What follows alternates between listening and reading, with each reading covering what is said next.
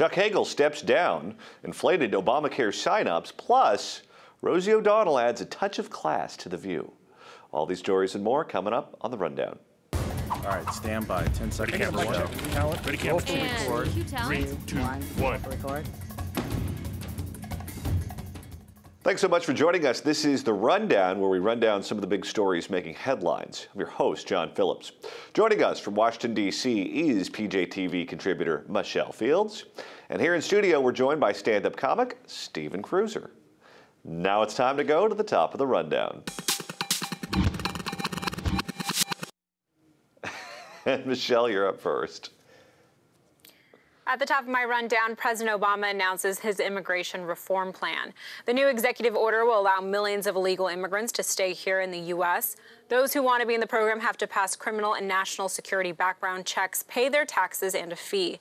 There's more from the president. Take a listen. First, we'll build on our progress at the border with additional resources for our law enforcement personnel, so that they can stem the flow of illegal crossings and speed the return of those who do cross over. Second, I'll make it easier and faster for high-skilled immigrants, graduates, and entrepreneurs to stay and contribute to our economy, as so many business leaders have proposed. Third, we'll take steps to deal responsibly with the millions of undocumented immigrants who already live in our country. So we're going to offer the following deal. If you've been in America for more than 5 years, if you have children who are American citizens or legal residents, if you register, pass a criminal background check, and you're willing to pay your fair share of taxes, you'll be able to apply to stay in this country temporarily without fear of deportation. You can come out of the shadows and get right with the law. House Speaker John Boehner says Obama's plan will actually encourage more illegal immigration. Take a listen to what else he had to say. Instead of working together to fix our broken immigration system, the president says he's acting on his own. That's just not how our democracy works. The president had said before that he's not king and he's not an emperor, but he's sure acting like one. And he's doing it at a time when the American people want nothing more than for us to work together. So now what's going to be interesting is to see what happens come January, what Congress will end up doing. John, what do you think they should do? Well, I wouldn't believe a word that the president says. First and foremost, he says you have to pass the background check to stay here. Well, as of right now, prior to this executive action, he's not deporting a lot of the gang members and a lot of the criminals. We had a big political fight in Los Angeles over something that was called Jamil's Law, which would deport illegal alien gang members.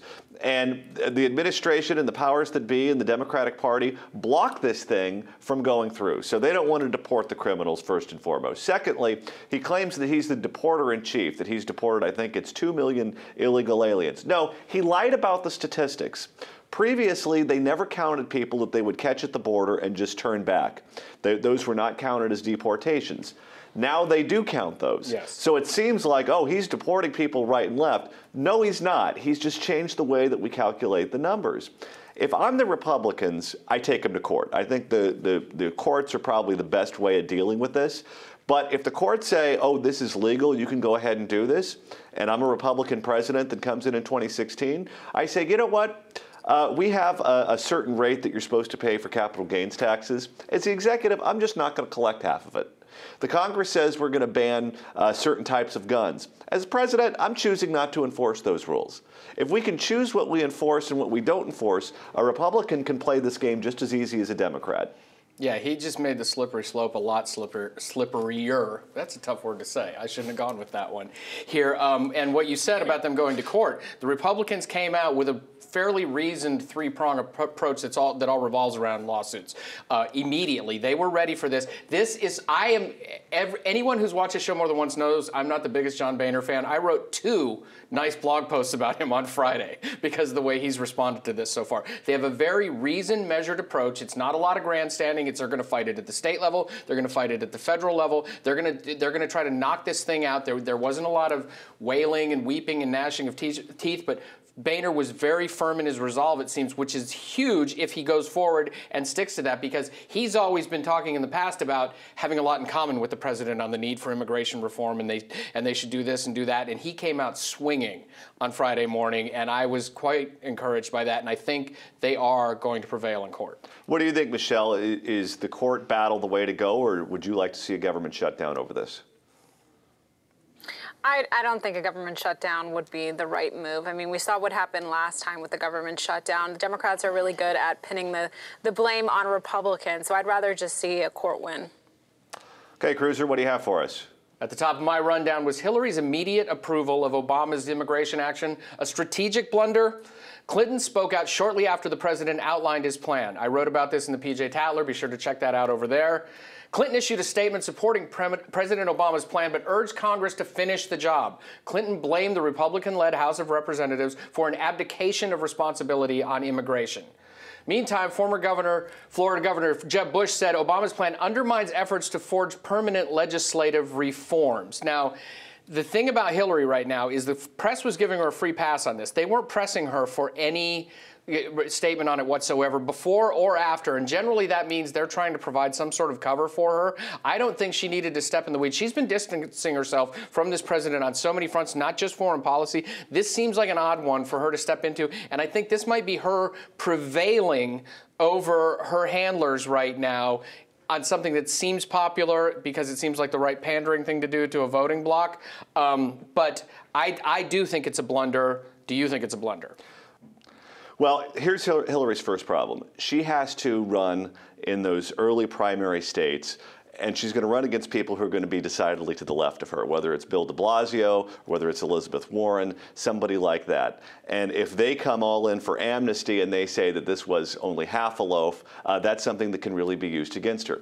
But the other issue that Hillary's going to face, and all of the potential Democratic nominees are going to face, is how do you make sure that minority turnout in the general election is at 2008 and 2012 levels? We've seen what happens in the midterms when minorities don't turn out. 2010, 2014, Democrats got creamed. If they want to win the White House this time, they're going to have to find a way to motivate those voters to turn out and pull the lever for Hillary. Hillary is not black, she's not Hispanic, she's not gay, she would be the first woman president, but at this point she's starting to look like an old hat. And even President Obama said that voters want a new car smell. Hillary's not a new car smell, she's an old Ford. Oh, she's not black and she's not Hispanic. That we can verify. Michelle, when Hillary spoke later on Friday about this, she stepped in it a little more. She said she was referring to the people who were serving them at the banquet they were at, and she said, you know, a lot of these people can feel safe now. Many of them probably served us here tonight. She's just a train wreck when she opens her mouth. I feel, and I want to see if you feel, that the press really, really didn't want her to say anything about this, nor did her handlers. Do you think everybody really who was involved with being pro-Hillary wanted her to just shut up about this for a while? I actually don't see this as a mistake or a blunder. I think what she did is probably what her aides would have wanted her to do, because she comes out and she says she's for immigration reform by saying that she agrees with what President Obama did. But by saying she wants Congress to finish the job, she's not upsetting the people who think that the president took too much authority by issuing an executive action. So I feel like she found a right way to address the issue. She's for immigration reform, so she gets the Latinos on her side, hopefully come 2016, but she doesn't attach herself to the fact that the president did it without getting Congress's approval. She wants Congress involved in it as well. So I actually don't think that it's going to upset the people who would go out and vote for Hillary. There's a difference, though, between getting people to support you and getting people motivated behind you. And that's what she has to figure out. She's got to be able to figure out how to motivate those people. I think outside the media bubble and a few remnants from the 90s, there aren't that many people motivated to vote for Hillary. I've seen 2 bumper stickers in Santa Monica. I've seen more Elizabeth Warren bumper stickers than I have Hillary Clinton stickers. At the top of my rundown, U.S. Defense Secretary Chuck Hagel has resigned. President Obama has accepted Hagel's resignation. The New York Times says he's stepping down under pressure, that's a quote, due to his handling of ISIS. Hagel's the first enlisted combat veteran to lead the Defense Department. He began his term in February of last year. Now, this is interesting, Cruiser, because as recently as right after the midterm elections, the spokesman for the Department of Defense came out and said that Hagel has no plans to go anywhere. So whatever happened that caused the White House to sour on him was either something that was completely unaware in the Defense Department, or it happened relatively recently. Politico has a report out saying that he couldn't get along with Connie Rice and kept telling the administration that everything that they were doing was wrong, and that really wore thin on President Obama. Your thoughts? I do believe that part. I think the reason he absolutely positively had to go this morning was because concurrently to this press conference, they were announcing that Kerry had fumbled the Iran talks so badly they had to punt them till July of next summer, of next year. I really think that, yes, they may have been souring on him. I don't think they wanted to make a move until they needed a squirrel distraction political cover for the Kerry thing, because that just got completely swept aside this morning. You know, Michelle, it's looking to me like the president's looking for a yes man in this job. He doesn't want someone that's going to give him pushback or say that he's wrong in any capacity. And if that's what you're looking for, then finding an undersecretary of defense or an aide or someone who really doesn't have the political profile of a former senator might be the route that they're going to go down. Well, look, Hagel has always been incompetent. We saw during his confirmation hearings, he completely botched them. So perhaps the situation is they found out that, yes, the Republicans were right, that this man is incompetent and would not be good at his job. The other theory is that Hagel was actually the one who was explaining to the administration that ISIS was actually a big deal and should be taken seriously. And he sort of went rogue when it came to ISIS. And that may have upset the administration. And another thing is that, look, he's a Republican, and the reason why they chose him is because he's a Republican who's a non-interventionist, and right now the administration wants to put more boots on the ground. So perhaps Hagel said, no, we shouldn't do that, and like you said, they want a yes man, and he's not willing to do that, so they had a disagreement, and they fired him. So I think it's could be a combination of all those things or one of them. I tweeted a fake Valerie Jarrett quote this morning saying, find me a defense nominee who will continually tell the president that our ISIS policy is working. And it went, and it went a little nuts. Here's another prediction. Whoever replaces him is not going to be a U.S. senator because the mood now is so bad for the Democrats that say they were to take a Jack Reed or a Dianne Feinstein. Democrats are so unpopular right now, I think that they could theoretically lose in even deep blue states like Rhode Island or California. Yeah. We saw them lose in Massachusetts. We saw them lose in Maine. We saw them lose in other places where they traditionally win. So I think he has to find whoever replaces Chuck Hagel from the Defense Department or somewhere that's not in an elected office. Not leaving them vulnerable, yeah. Yeah. All right, now it's time to go under the radar. This, of course, is where we take a look at some of the stories that should have made bigger headlines but didn't. And Michelle, you're up first. Under the radar, Obamacare enrollments were inflated with dental plans. The Obama administration says it accidentally added 380,000 dental subscribers to raise the total above 7 million. The correct number of enrollments is 6.7 million. A spokesman for the Department of Health and Human Services says they won't include dental plans in future reports. So I guess it was all an accident, but I kind of believe that they wanted to hit that mark and they knew what they were doing. It's a little sneaky on the administration's part, but now we know. Can't trust a word they say. They spiked that football so hard, I know that they faked it on purpose. All right, Cruiser, what do you have for us? Under the radar, Norman Lear might be about to ruin the legacy of All in the Family. Lear, now 92 years old, so maybe thinking of running for president for the Democrats, says Sony approached him about developing All in the Family 2015. It would either be a series or a special. Lear is a legendary TV writer and producer who developed the popular sitcom. Lear says the new show would focus on a Latino family. The groundbreaking 1970s sitcom centered on a Caucasian working-class family from Queens, New York. This is the worst idea in the history of bad ideas, even having George Lucas write another Star Wars script, okay? This is the reason the original All in the Family worked was because they were politically incorrect all the time. And you cannot be politically incorrect anymore, even with a little ethnic cover like that, even with a minority cover. You can't be as outlandish as All in the... Now, when people go back, you kids out there, when you go back and look at All in the Family now, it's not going to look that outlandish to you, but it was so over-the-top edgy when it first aired. It was on... They'd never had a toilet flush on TV before. Archie's going upstairs. They've never had anything like that on television, and they could not do that today because the outrage mongers would be screaming and protesting from the get-go. You know what show pushes the envelope farther than I think anything else on TV, and they do it consistently, and I love them for it, is Family Guy. Oh, Family Guy.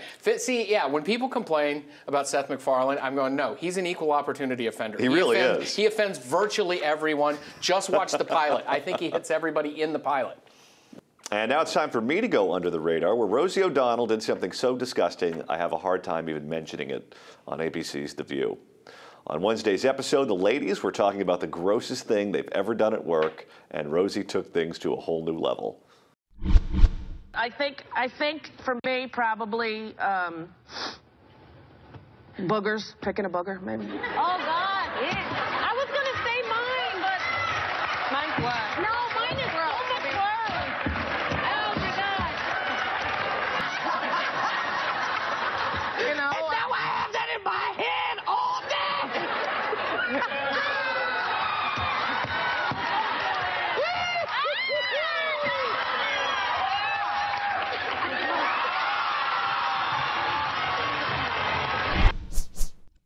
Just when you think she can't get any more disgusting, she has to go and do that.